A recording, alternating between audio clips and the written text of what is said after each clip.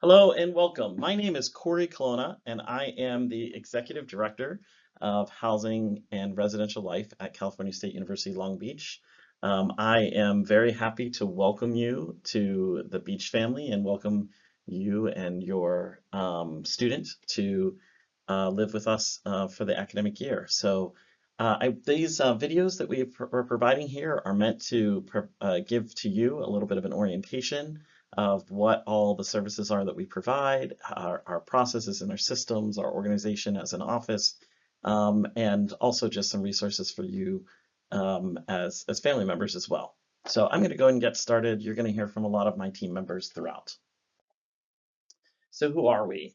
So I've been in housing for a very long time, 20 plus years. And when I first started working with parents in particular, I used to say that college was that time of life where students are on training wheels, right? So we are the ones who are helping students sort of learn how to ride that bike, right? And we are the support system for them.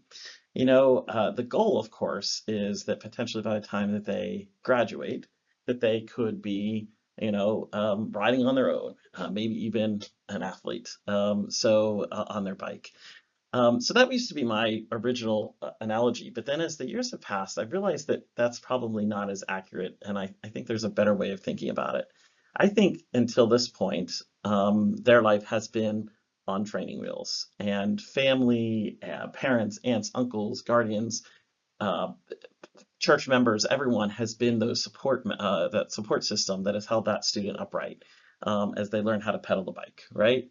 We know that they're probably not quite ready for that fancy race style on the right. We in housing and we at the university are sort of that in between. And so a friend of mine, and this is actually my best friend from high school, his wife posted this photo once on social media. And I was like, that's the stage that we are right now. So when I think about what we do in housing, as an analogy, I think that we are that stage after the training wheels. So this is the point in life where for students to get on the bike, to get to start to get balance. We'll hold on to the back of the bike until they sort of get their speed going and they get their balance, and then we're going to let go. There is a piece of this that is about students being responsible adults for themselves, right?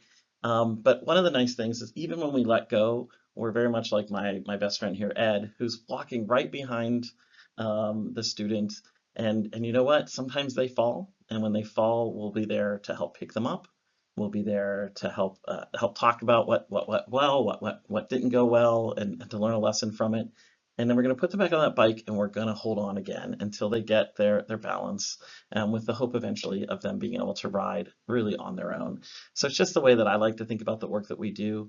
I will say this now, and I'll probably hear me say it again. There's nothing, no challenge that your student would need to um, experience here on campus without the help of someone else. That is what our staff is here for. That is what student affairs is here for in general. So in housing, we have really three different areas under my responsibility. So we have the administrative services group, or operations group, and so they're the ones that are responsible for applications and billing, and they're also the folks that are responsible for IT, and some other elements, summer conferences, winter break scheduling, that kind of thing, that are really sort of, you have deadlines and meeting those deadlines and working through those business elements. And then I do have the facilities group. And so we have roughly, I think it's now about 760 some, just shy of 70 facility staff members. That includes our custodians, that includes our facility workers, our laborers, our facility mechanics, and we have our own plumbers and electricians and HVAC folks and the whole thing. So that group is responsible for maintaining the buildings. They're involved in our projects and other things as we renovate and continue to make our spaces nicer. And they are there to respond. And there is response 24/7. So if there's a late night need and it requires a staff member to come in, we do have an on-call system that our staff will reach out to bring people in. And then the residential life group, and that's the group that your student's going to have the most interaction with really day to day. And so that group is made up of our professional live-in staff, our assistant associate director and director of res life. They're the ones that are really responsible for the experience in the hall related to the educational elements and helping students learn to live in community and what it means to live in community. There really is a lot of learning that happens in the residential life space, and these are the folks that are largely responsible for that. So just to hit that up again, the housing administration, that is the group that is basically stationed in our main office, which is in the Hillside Gateway, and they are also responsible with our village commons and service desks. So at each one of our villages, Beachside, Parkside, and Hillside Village, we have a central service space, and that's where students get their mail, and that's where they would go to borrow a vacuum, or if they would need something else. So that's part of that group as well. I will mention, so this is the group that, when you call into the office, they're the ones that are going to take that first call.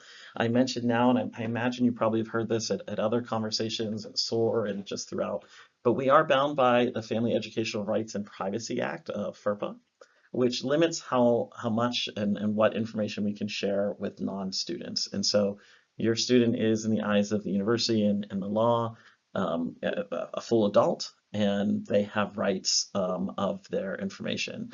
So there are limited ways that a parent can receive some leeway in that, but the student would have to initiate that, and the student would have to say, I want you to be able to talk to my parent about this very specific thing at this very specific time. So there isn't a blanket statement or something that you can sign at the beginning of the year that it's just good for the whole year. It is different than that. I am and my staff are happy and willing to listen and to take information that you provide to us to be able to make actions to be able to support your student. And that is generally how we'll operate, but often we'll explain that we can't share much about the student and their experience or roommates or any of that sort. It's important that residents check their university email address often, and this is really true for the whole university. But students, that is the primary way that there will be interaction with students, is via email. There are other ways, social media and some other stuff through the Blackboard, which is the course system, and we have a couple other things that we have, but those sources, those other ones, are all sort of secondary to the email. So I really encourage you to have your students check that email regularly. That is very important to us. So I mentioned facilities and technology, and these are some folks here at our service desk. So we do provide some limited technology assistance as well. So students are having trouble with the Wi-Fi, as we know, so much is on the internet now. Our staff can help them.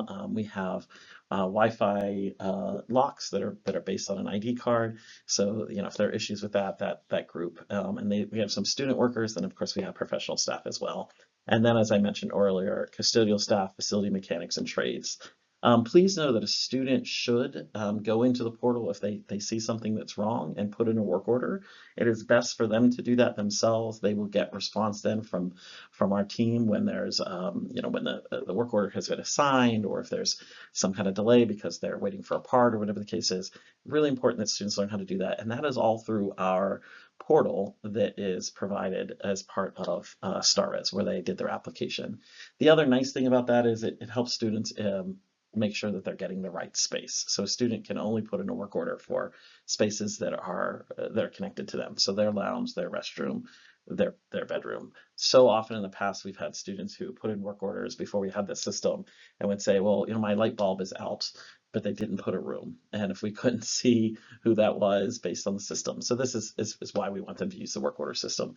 They can report it to RAs, they can report it to the service desk. That is fine, and they're welcome to do so, but our preference is that they submit it themselves. That way we're getting the best information from the student that's experiencing whatever that issue might be. It brings me to safety and security. I just mentioned a moment ago about the card swipes. So to know our campus, all of our buildings um, are locked 24/7. So if a student to get into their building needs to have their ID, only students who live within that building will have ID access to that building. And then within the building, if they're in a suite, which we have a lot of our letter buildings are in suites, they have access. Only the people live in that suite have access, and then only the 2 or 3 residents that live in the room will have access to the room. And so their ID card is really, really important. It is also important for them to utilize at the dining hall and just in general. There's going to be times where people are going to say at the bookstore, they're going to say, "Can we have your ID number?" That kind of thing. That may happen. We also we have our own university police, and of course they're in operation all day, every day, 365 days a year. And students who are on campus can call 911 and they can get that number. If they're at Beachside, they actually just have to dial the longer number, the 562-985-4101. Otherwise, it would go to Long Beach Police and get bounced here. It will get here, but the fastest response is to call that longer number. But 911 on main campus will work just fine. And again, they're here and we work with them often. What's great about having a university police group is they know that they're working with students, right? And so they have been trained and they have a slightly different tact probably than what you would find off campus. And we have many safety programs as well. So we have the campus escort services. So if a student is late at night and they're feeling uncomfortable with the traveling across campus or whatever, we do have a campus escort service that they can contact. We do have the blue light emergency phones throughout. Someone once said you should be able to stand anywhere in campus and see a blue light. Of course, they're less used now because of cell phones, but if students would have an emergency, they have that available. We do have our residential life on-call staff. And so, as I mentioned earlier, we have student staff and professional staff, and then associate directors and myself that are all involved in an on-call system. And again, that's 24/7. So if a student has an issue, they might reach out to one of them, and if it needs to be escalated, it gets escalated. The university does have an emergency alert system, and so we encourage students to make sure that they have the accurate information related to their cell phone in the university system. That is through their single sign-on. We'll talk about that probably in the first few days to make sure they have that right. They'll do tests from time to time, but these are the times where, if there's going to be a power outage or if there is any concern, a weather issue, whatever the case might be, they would activate that alert system. And finally, we do have campus safety officers. So in the evenings, after our staff are going to run 24/7, but they're not walking through the buildings, we do have a group of student staff that are managed by the university police that walk around and check all the exterior doors to make sure that no one has propped them, to make sure that they're closed, and just to keep an eye out on things. Every campus is open. We have an open campus, and so our borders, it's easy for people to come in and out, and so we have that extra level of support. I'm going to pass this on to my colleague who is going to talk to you about some of the Res Life elements of our program.